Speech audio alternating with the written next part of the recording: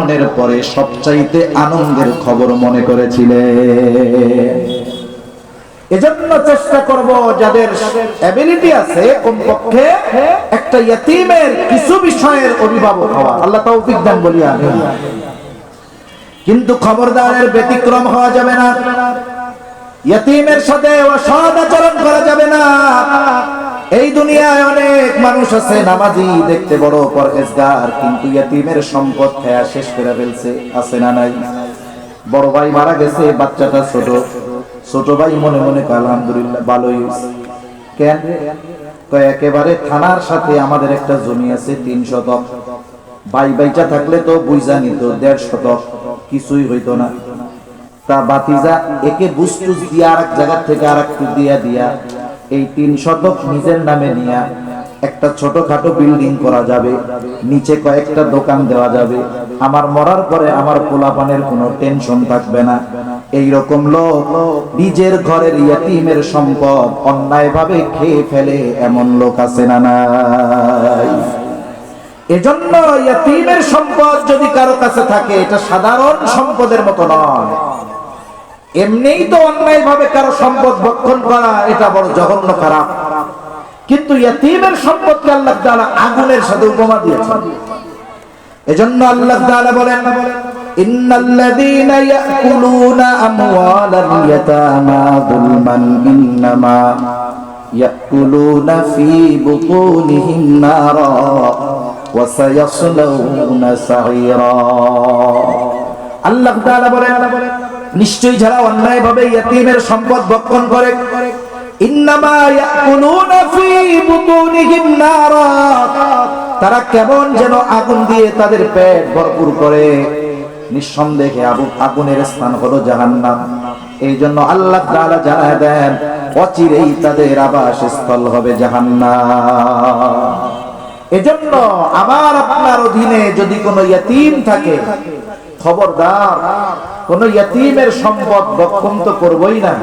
এই দুনিয়ায় একটু কম খাইলাম তাও ভালো, আখিরাতে যেন অন্যেরটা খেয়ে ধরা না পড়া লাগে। কারণ কি? কিয়ামতের দিন সবচেয়ে নিঃস্ব হবে ওই ব্যক্তি। নবীজি বলেন, দুনিয়ায় যার আমলের অভাব ছিল না, কিন্তু দুনিয়ায় অন্যের হক, অন্যের সম্পদ মেরে খাওয়ার বদভ্যাস ছিল। এজন্য আমরা দুনিয়া থেকে যাওয়ার সময় চিন্তা রাখবো যে এই দুনিয়া থেকে যাওয়ার সময় আমার কাছে যেন কেউ কোনো ধরনের হক প্রাপ্ত না থাকে। এই চিন্তা শুধু আমাদের থাকলে হবে না। নবীজির এই চিন্তা ছিল না? নবীজি দুনিয়া থেকে যাওয়ার আগে সাহাবায়ে কিরামকে উপস্থিত করে বলেছেন যে আমার কাছে যদি কেউ কোনো পাওনা থাকো চেয়ে নাও, সেটা যে ধরনের পাওনা হতে পারে। তাহলে আমাদেরও চিন্তা করা দরকার যে আমল যদি কম হয়, আল্লাহ তাআলা চাইলে আখিরাতে মাফ করে দিতে পারে, কিন্তু আমি যদি অন্যের হক নষ্ট করে যাই, তাহলে ওই ব্যক্তি যতক্ষণ আমাকে ক্ষমা করবে না, ততক্ষণ আল্লাহ আমাকে ক্ষমা করবে না। তাহলে আলোচনার লম্বার প্রয়োজন নাই। রিজিক সংকীর্ণতার 1 নাম্বার কারণ আল্লাহ তাআলা বলেন, ইয়তীমদের সাথে ইয়তীমদেরকে সম্মান করো না। উদ্দেশ্য কি? ইয়তীমদের সাথে সদাচরণ করো না, ইয়তীমের হক প্রদান করো না, উল্টা ইয়তীমের সাথে অসদাচরণ করো, তার হক তোমরা ভক্ষণ করে ফেলো। 2 নাম্বার আল্লাহ রাব্বুল আলামিন বলেন, ওয়ালা তাহাদ্দুনা আলা তুআমিল মিসকিন, তোমরা অপরকে মিসকিনকে অন্ন দানে উৎসাহ দাও তো না, বরং নিরুৎসাহিত করো। এখানে আল্লাহ তাআলা দ্বিতীয় দোষটাকে উল্লেখ করছেন। আর দ্বিতীয় দোষ উল্লেখ করার দ্বারা প্রথম দোষ তার মধ্যে পাওয়া যায়। তাহলে মূল কথা কি? যে তোমরা নিজেরা ইয়তীম মিসকিনদের খানা দাও না এবং অপরকেও উৎসাহ দাও না। দ্বিতীয় কথা বলার দ্বারা প্রথমটা এর মধ্যে অন্তর্ভুক্ত হয়ে গেছে। অথচ মিসকিন অসহায় মানুষকে খানা খাওয়ানো ফজিলতের কাজ। সাধারণভাবে খানা খাওয়ানো ফজিলতের কাজ। রাসূলুল্লাহ সাল্লাল্লাহু আলাইহি ওয়াসাল্লামের কাছে একজন লোক এসে জিজ্ঞাসা করতেছে, আইয়ুল ইসলামি খায়র, ইসলামের মধ্যে উত্তম আমল কোনটা? নবীজি তো উম্মতের রূহানি ডাক্তার। একই প্রশ্নের জবাব ব্যক্তির ভিন্নতায় প্রশ্নের জবাবের ভিন্নতা পাওয়া যাইত। নবীজি এই ব্যক্তির ব্যাপারে জবাব দিলেন, তুতিমুত তাআম, ওয়া তাকরাউস সালাম আলা মান আরাফতা ওয়া মান লাম তারিফ। তুমি মানুষকে খানা খাওয়াও আর পরিচিত অপরিচিত সবাইকে বেশি বেশি সালাম দাও। নবীজি এখানে বললেন মানুষকে খানা খাওয়াও, কোন স্তর বিন্যাস করেন নাই তো, বলেন নাই যে মিসকিনকে খাওয়াবা ধনীরে খাওয়াবা না। এখন কোন দরিদ্র মানুষ, গরিব অসহায়, সে যদি দুনিয়াবি স্বার্থে নয় বরং আল্লাহ তাআলার জন্য কোন ধনীকে খানা খাওয়ায়, গরিব মানুষ খাওয়াইছে আল্লাহর সন্তুষ্টির জন্য, বলেন তো এই খাওয়ানোর দ্বারা তার ফজিলত বা সে সওয়াব পাবে কি পাবে না? মানুষকে খানা খাওয়াইলেই ফজিলত।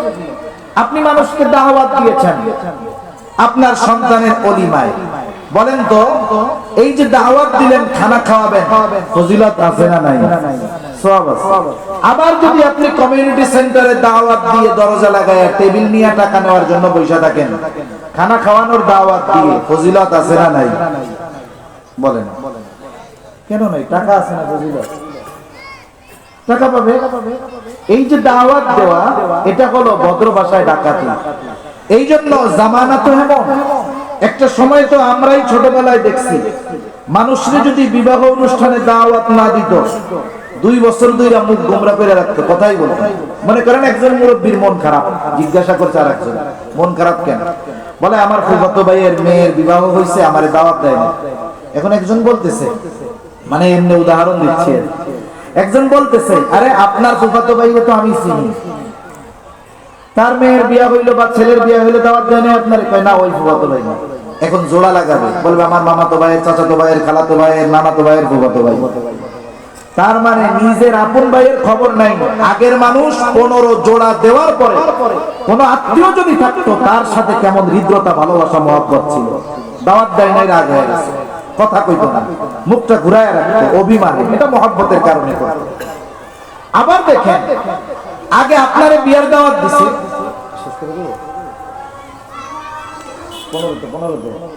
আবার দেখেন বিয়ার দাওয়াত দিছে।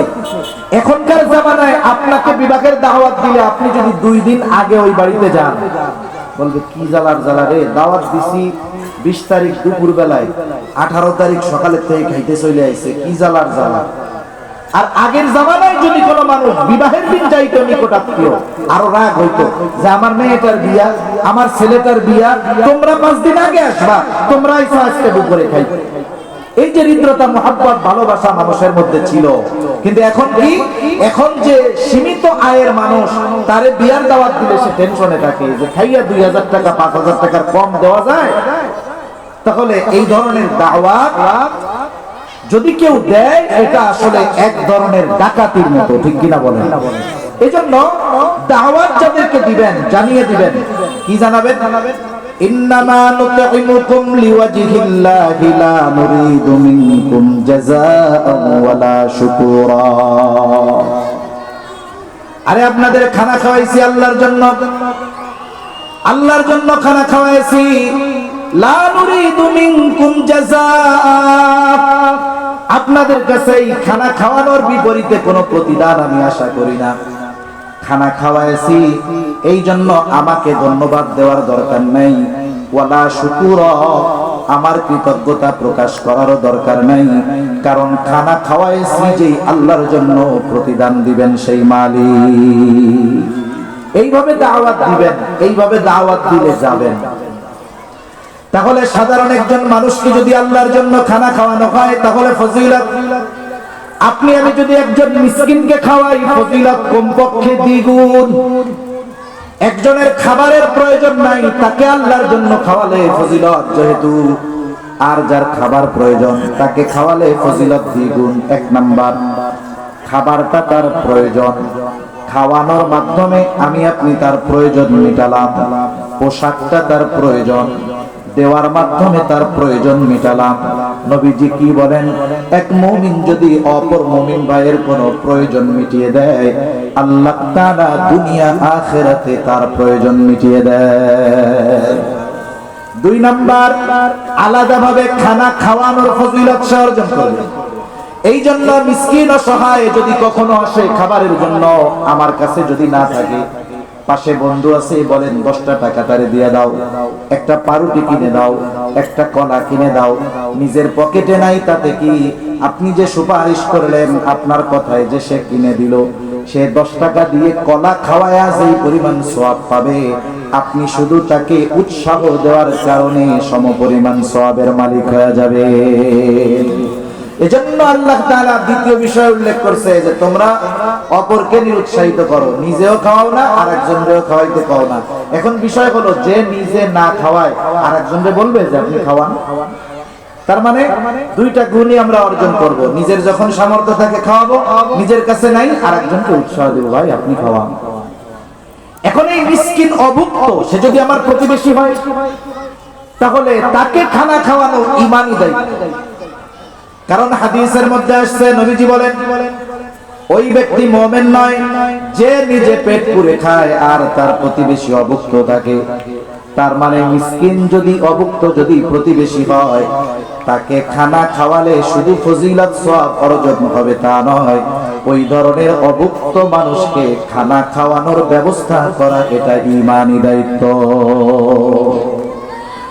এজন্য আল্লাহ তাআলা জানিয়ে দিলেন, ওয়ালা তাহাদ্দুনা আলা তুআমিল মিসকিন, তোমরা মিসকিনদেরকে খানা প্রদানে অপরকে নিরুৎসাহিত করো। 3 নাম্বার আল্লাহ তাআলা বলেন, ওয়া তাকুলুনা তুরাসা আকলাল লাম্মা, ওয়ারিস সম্পদ সব একাতে।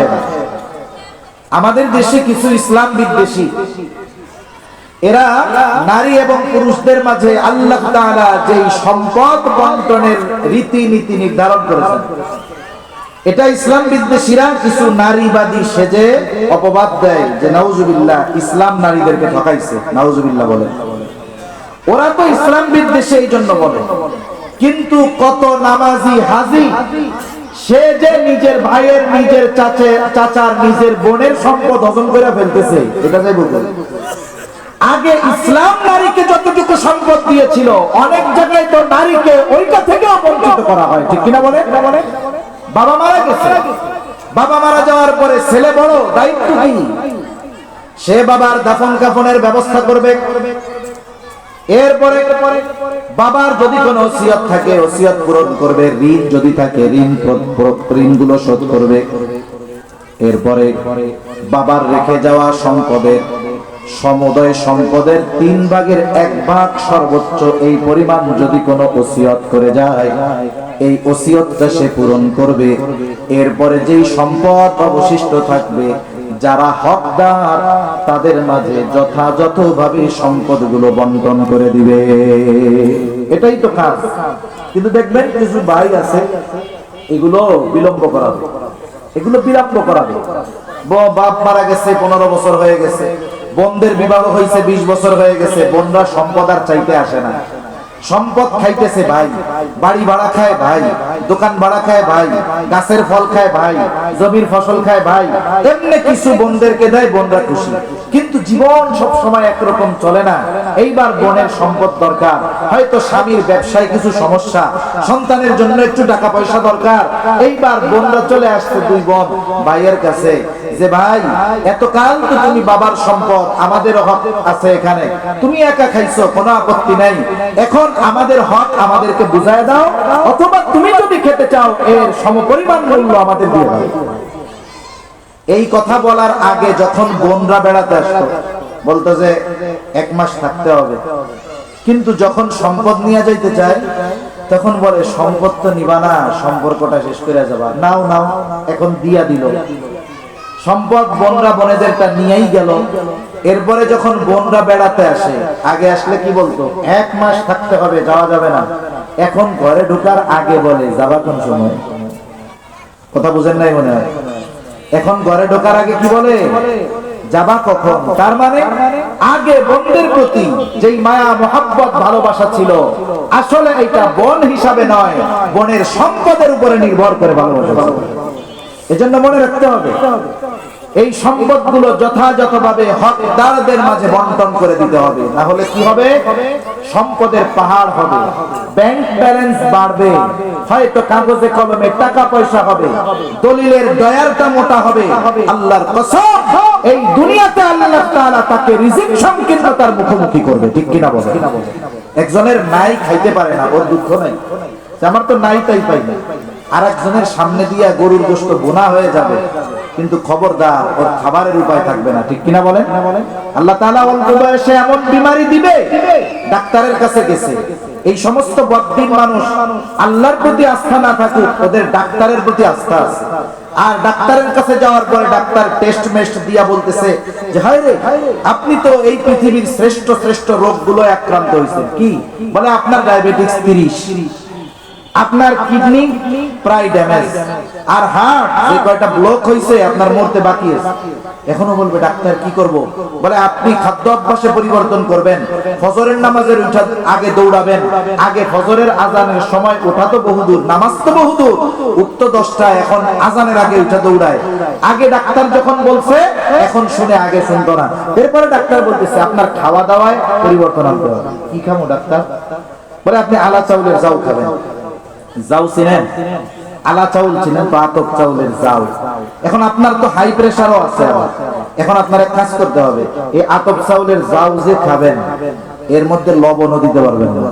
এখন বলেন তো, গ্রাম অঞ্চলে মাঝে মধ্যে ভাতের মার আর ওর মধ্যে ভাত দিয়ে লবণ দিয়ে গরু ছাগলকে মাখায় দেয়, একেবারে খুব মজা করে খায়। কিন্তু বাড়ির মালিক, গরুর মালিক, সে যদি কোনোদিন ভুলক্রমে ওই ভাতের মার আর ভাতের মধ্যে লবণ না দেয়, বিশ্বাস করেন একটা জিহ্বা দিয়ে চাটা দেওয়ার পরে কোমর ঘুরায় যাবে। এটা খাওয়া যায়? মানে গরু ছাগল কি বলবে, ধুর, এটা খাওয়া যায়? আর আল্লাহ তাআলা ওর আছে, কিন্তু আল্লাহ তাআলা ওকে এমন অবস্থায় ফেলাবে যে তুমি খাবা আলা চাউলে যাও, কিন্তু লবণও দিতে পারবা না। এরকম লোক আছে না নাই সমাজে? এজন্য মনে রাখতে হবে, অন্যের সম্পদ নিজের আয়ত্তে এনে ওই যে ফাইল ভারী করা যায়, কিন্তু বাস্তবিক অর্থে দুনিয়ায় তো ভোগ করাই যায় না, আর আখিরাতে তার পরিণতি কি হবে আল্লাহই ভালো জানেন। এখন লাস্টে আল্লাহ তাআলা বলেন 4 নম্বর সমস্যা কি? বলে ওয়া তুহিব্বুনাল মালা হুব্বান জাম্মা, একেবারে পরিপূর্ণ মালের মহব্বত। গোটা হায়াতের চিন্তাই কেমনে শুধু মাল কামানো যাবে, জীবনের চিন্তাধারাই সম্পদ উপার্জন করা, পুঁজিবাদী চিন্তা ভাবনা। মাল কামানো নিষেধ নয়, কিন্তু দিনকে বাদ দিয়ে যে মাল কামাবে সে তো ধ্বংস হয়ে যায়। এজন্য দিন ঠিক রেখে বৈধ পন্থায় যারা মাল কামায়, সম্পদ কামায়, দেখবেন এদের সম্পদ দ্বীনি কাজে ব্যয় হয়। এই যে মাদ্রাসা, মসজিদ মানবতার কল্যাণে, মানুষের জন্য, ইয়তিমদের জন্য, অসহায় ব্যক্তিদের জন্য যারা ব্যয় করে, মসজিদ বানিয়ে দেয়, মাদ্রাসা বানিয়ে দেয়, এই যে কোটি কোটি টাকা তারা মাদ্রাসায় দেয়, মসজিদে দেয়, এই লোকগুলো তো টাকাওয়ালা। খোঁজ নিয়ে দেখবেন এই লোকগুলো দিনকে ঠিক রাখছে, দিন ঠিক আছে। এবার আল্লাহ তাআলা তাদেরকে অঢেল সম্পদ দিচ্ছে এবং এই সম্পদগুলো ভালো কাজে ব্যয় করতেছে, ঠিক কিনা বলেন? আর যেগুলো বদ্দিন কোটি টাকা কামাই করে, কিন্তু তাদের এই টাকা দিনই কাজে ব্যয় হয় না। এজন্য মালের মহব্বত এটা বড় কঠিন এক রোগ। সেজন্য দিন ঠিক রেখে বৈধ পন্থায় যদি কেউ সম্পদ উপার্জন করে কোটিপতি হয়, তাহলে কোনো অসুবিধা নেই। যেমন নৌকা চলার জন্য তো পানির দরকার। একজন খুব শানদার এক নৌকা বানাইছে, একেবারে খুব দেখতে সুন্দর, কিন্তু রাইখা দিছে সমান জায়গায়। ওই নৌকার মজা সে উপভোগ করতে পারবে না। নৌকা যদি চালাতে চায় তাহলে পানি দরকার। এখন পানির সাথে নৌকার মুনাসাবাতটা কত দেখেন। কিন্তু একটু ব্যতিক্রম যদি হয়ে যায়, ওই পানি নৌকার তলায় নয়, যদি নৌকার মধ্যে চলে আসে তাহলে কি হবে? নৌকা ধ্বংস হয়ে যাবে। অনুরূপ ভাবে দুনিয়ায় চলার জন্য মাল দরকার, কিন্তু ওই মালের মোহাব্বত যদি কাউকে গ্রাস করে বসে, তাহলে তার দুনিয়া আখিরাত উভয়টাই বরবাদ হয়ে যাবে, ঠিক কিনা? এজন্য দুনিয়ায় যারা দিন বাদ দিয়ে মাল উপার্জন করে, অধিকাংশ মানুষ দেখবেন শুধু উপার্জন করে কিন্তু ভোগ করতে পারে না। দুনিয়ায় তো ভোগ করতে পারেই না, আর আখিরাতের জন্য তো তার কোনো কিছুই নাই। সেজন্য আমরা ইয়তিম, মিসকিন, অসহায় যারা আছে, ইয়তিমদের সাথে ভালো আচরণ করব, মিসকিনদেরকে খানা খাওয়াবো। আমার কাছে যদি কারো সম্পদ থাকে, সেটা ওয়ারিসি সম্পদ হোক আর অন্য যা কিছু হোক, যিনি হকদার তাকে আমি আপনি ফিরিয়ে দিব। 4 নাম্বার, আল্লাহর মহব্বত দিলের মধ্যে বেশি গাঁথাবো, দুনিয়ার মহব্বত অন্তর থেকে, মালের মহব্বত অন্তর থেকে দূর করব। তাহলে কি হবে? বুজুর্গানে দিন বলেন, এইগুলো যদি করা যেতে পারে তাহলে দুনিয়ার মধ্যে আল্লাহ তাআলা তাকে প্রশস্ত রিজিক দান করবে। সুবহানাল্লাহ বলেন। আমরা আল্লাহর কাছে দোয়া করি না, আল্লাহুম্মা রযুকনা রিজকান ওয়াসিআ, আল্লাহ আপনি আমাদেরকে প্রশস্ত রিজিক দান করেন। প্রশস্ত রিজিক যদি পেতে হয় দোয়া তো করতেই হবে, সাথে সাথে এই কথাগুলোর উপরেও খেয়াল রাখতে হবে। আল্লাহ তাআলা আমাদের কথাগুলো বুঝবার, আমলের কথাগুলো আমল করবার তৌফিক দান করেন। আমিন। ওয়া আখিরু দাওয়ানা আলহামদুলিল্লাহি রাব্বিল আলামিন। আসসালামু আলাইকুম ওয়া রাহমাতুল্লাহি।